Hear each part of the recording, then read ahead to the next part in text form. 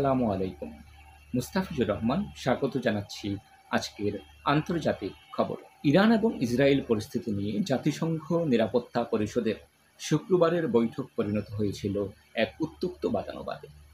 দায় এড়াতে থাকে একে অপরের উপর। জাতিসংঘ নিরাপত্তা পরিষদের গতকাল শুক্রবারের বৈঠক পরিণত হয়েছিল এক উত্তপ্ত বাদানুবাদে। ইরান ও ইসরায়েল তাদের মিত্রদের সঙ্গে নিয়ে একে অপরের বিরুদ্ধে যুদ্ধের জন্য দায় চাপাতে থাকে। বৈঠকে এই যুদ্ধ বন্ধ করা ও কূটনৈতিক সমাধানের আহ্বান জানানো হলেও কিভাবে এগোনো উচিত সে বিষয়ে পরিষদ কোনো ঐকমত্যে পৌঁছাতে পারেনি। দশকের পর দশক ধরে সীমিত পরিসরে সরাসরি ও ইরান সমর্থিত গোষ্ঠীগুলোর মাধ্যমে দ্বন্দ্ব চলার পর গত সপ্তাহে ইরান ইসরায়েলের মধ্যে সবচেয়ে তীব্র সংঘাত শুরু হয়।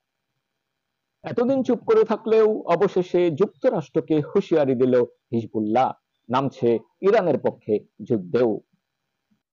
হিজবুল্লাহ মহাসচিব শেখ নাঈম কাসেম এক ঘোষণায় বলেছেন, ইসরায়েল ইরান সংঘাতে হিজবুল্লাহ নিজ সিদ্ধান্ত অনুযায়ী পদক্ষেপ নেবে এবং তারা এই সংঘাতে নিরপেক্ষ নয়। শুক্রবার টেলিগ্রাম প্রকাশিত এক বিবৃতিতে কাসেম বলেন, ওই যুদ্ধ হচ্ছে একটি নৃশংস ইসরায়েলি মার্কিন আগ্রাসন এবং হিজবুল্লাহ এতে নিরপেক্ষ ভূমিকা নেবে না। হিজবুল্লাহ অতীতে একাধিকবার ইসরায়েলের সঙ্গে সশস্ত্র সংঘাতে জড়িয়েছে। ইরানের শক্তিশালী মিত্র সশস্ত্র ওই গোষ্ঠীটি মূলত ইসরায়েলের অস্তিত্বই স্বীকার করে না।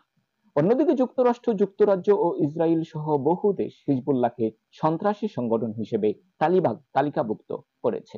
তবে চলমান ইসরায়েল ইরান সংঘাতে যুক্তরাষ্ট্রের এই হুঁশিয়ারি ও হিজবুল্লাহর পাল্টা অবস্থান মধ্যপ্রাচ্যে চলমান সংঘাতকে আরও বিস্তৃত ও জটিল করে তুলতে পারে বলে ধারণা করেছেন বিশেষজ্ঞরা।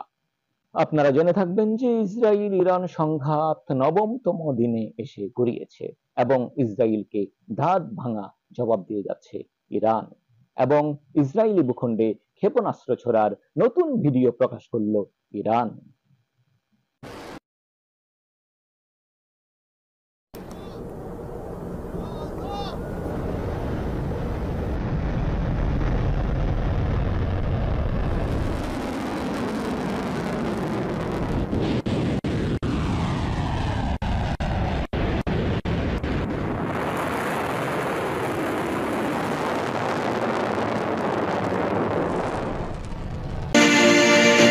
এই ছিল আজকের আন্তর্জাতিক খবর। পরবর্তী আন্তর্জাতিক খবর দেখার আমন্ত্রণ রইল।